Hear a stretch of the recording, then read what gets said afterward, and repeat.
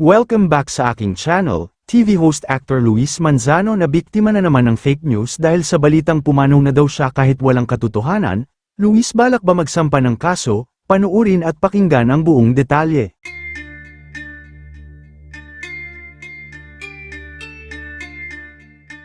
Muling nang nag-viral ang TV host actor na si Luis Manzano matapos umanong mabiktima na naman ng nakakaalarmang fake news.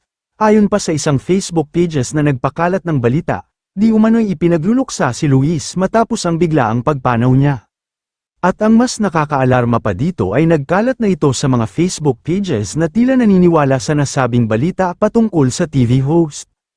Sa nasabing larawan na makikita, may mga kalakip pang mga nagpadala umano sa ospital si Luis, pati na rin ang larawang nakahiga ito sa isang kabaong, na talaga nga naman na nakakakilabot. Iba-iba naman ang naging caption ng mga posts, ang ilan ay nagsasabing nagdadalamhati ngayon ang dating aktres at asawa ni Luis na si Jessie Mendiola, may iba naman na humagulgol daw sa iyak si Vilma dahil hindi matanggap ang pagkawala ni Luis. Meron din na sinabing lumaban raw ang anak sa kabila ng mga pangyayari, na talaga nga naman na maniniwala ka kung hindi ka updated sa showbiz. May mga posts pang ang sumuko na raw ang ama ni Luis na si Edo Manzano na may kinalaman daw sa pagkamatay ng anak dahil sa pera, na lubos talagang nakakaalarma. Gayunman ay sadyang wala naman talaga itong katotohanan, at obviously ay fake news lamang ang mga ito, at tila paninira na rin sa TV host. Sa katunayan, active ito sa kanyang social media pages at nagbabalik sa kanyang pagbabahagi ng mga funny video clips at memes.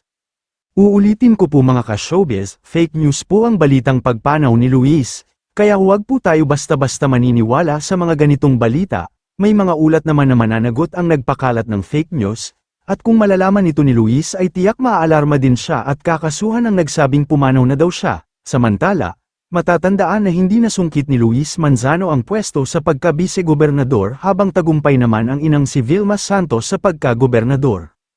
Kayo mga ka-showbiz, anong masasabi nyo sa ating showbiz topic ngayon? Kung may opinion kayo ay magkomento lang kayo sa aking comment section.